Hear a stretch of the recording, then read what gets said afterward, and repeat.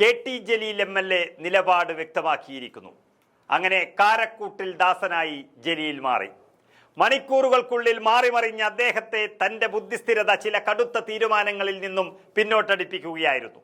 October 2-ാം തീയതി, അതായത് ഇന്ന് ഗാന്ധി ജയന്തി ദിനത്തിൽ തന്റെ നിലപാട് പ്രഖ്യാപിക്കുമെന്നും തീർത്തും സ്വതന്ത്രനായി മാറുമെന്നും ഒരാഴ്ചക്കാലമായി പറഞ്ഞുകൊണ്ട് നടന്നിരുന്ന കെ.ടി. ജലീൽ ഇന്ന് രാവിലെയും അത് തന്നെയാണ് ആവർത്തിച്ചത്. പക്ഷേ പത്രക്കാർ വരുന്ന 4:30 മണിയാകുമ്പോഴേക്കും കാര്യങ്ങൾ കീഴ്മേൽ മറിഞ്ഞിരിക്കുന്നു. ഈത്തപ്പഴത്തിൽ സ്വർണം കടത്തിയതും ഖുറാന്റെ പേര് അതിൽ വന്നതും അതുപോലെ UAE കോൺസുലേറ്റുമായി ബന്ധപ്പെടുത്തിയതുമെല്ലാം വലിയ രഹസ്യങ്ങളുടെ ഒരു കലവറയാണ് എന്ന് ജനങ്ങളുടെ സംശയം. അത് ശരിവെക്കുന്ന ഒരു തീരുമാനമാണ് കെ.ടി. ജലീലിനെ ഇങ്ങനെ ഒരു തീരുമാനത്തിൽ എത്തിച്ചത് എന്ന് പറയേണ്ടി വരും.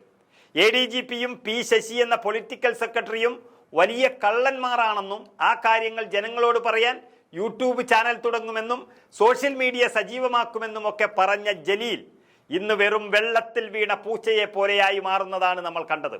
ഇന്നലെ വരെ PV അൻവറിനും അദ്ദേഹത്തിന്റെ വെളിപ്പെടുത്തലുകൾക്കും പൂർണ്ണ പിന്തുണ പ്രഖ്യാപിച്ച കെ.ടി. ജലീൽ ഇന്ന് വൈകുന്നേരമായപ്പോഴേക്കും പേടിച്ചു വിറച്ചതുപോലെ തീരുമാനങ്ങൾ മാറ്റിയിരിക്കുന്നു. എവിടെന്നോ കിട്ടിയ വലിയ താക്കീത് പോലെ അൻവറിന്റെ പ്രഖ്യാപനം വന്നു. PV അൻവറിനൊപ്പം ഇല്ല എന്ന് വ്യക്തമാക്കിയിരിക്കുകയാണ് കെ.ടി. ജലീൽ എം.എൽ.എ. അൻവർ പോലീസിനെ കുറിച്ച് പറഞ്ഞ കാര്യങ്ങളിൽ ശരിയുണ്ട്.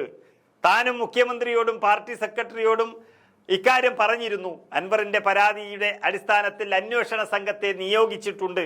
അവരുടെ റിപ്പോർട്ട് വന്നതിന് ശേഷം മാത്രമേ കാര്യങ്ങൾ വ്യക്തമാകുകയുള്ളൂ. പക്ഷേ അതിനു മുമ്പ് തന്നെ കാര്യങ്ങൾ കൈവിട്ടു പോയെന്നും ജലീൽ പറഞ്ഞിരിക്കുന്നു. ആ കൈവിട്ട കാര്യങ്ങളെക്കുറിച്ച് അൻവറിന് ഭയമില്ലെങ്കിലും ജലീലിന് നല്ല ഭയമുണ്ട് എന്നുള്ളതാണ് ഇന്ന് വ്യക്തമായത്. അൻവറിന്റെ പുതിയ രാഷ്ട്രീയ നീക്കത്തോട് കടുത്ത വിയോജിപ്പുണ്ടെന്നും അതിന്റെ കൂടെ നിൽക്കില്ലെന്നും പറഞ്ഞത് അത് അവരവരുടെ ഇഷ്ടമാണ്.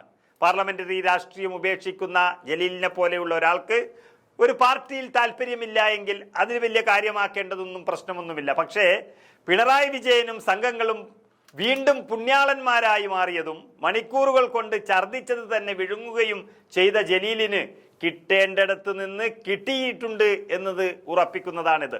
ഇടതുപക്ഷ സഹയാത്രികനായി തുടരുമെന്നും വർഗീയതയ്ക്കെതിരെ ശക്തമായ നിലപാട് സ്വീകരിക്കുന്ന നേതാവാണ് പിണറായി വിജയനെന്നും അദ്ദേഹത്തെ ആക്രമിച്ചാൽ മതനിരപേക്ഷത തന്നെ ദുർബലമാകുമെന്നാണ് കെ.ടി. ജലീൽ പറഞ്ഞിരിക്കുന്നത്. ഇനി വെടിവെച്ചു കൊല്ലുമെന്ന് പറഞ്ഞാലും മുഖ്യമന്ത്രിയെയും ഇടതുപക്ഷത്തെയും തള്ളിപ്പറയില്ല എന്നും പറയേണ്ടി വന്നതോടെ ജലീലിന്റെ തന്റേടത്തിന് ഇന്ന് കേരളം മാർക്കിട്ടിരിക്കുന്നു. എല്ലില്ലാത്ത നാവ് കൊണ്ട് ഇനി എത്ര വീരവാദം പറഞ്ഞാലും മടിയിൽ ഖനമുള്ളവന് വഴിയിൽ ഭയന്നേ മതിയാകൂ. അതാണ് ജലീലിന്റെ തീരുമാനം.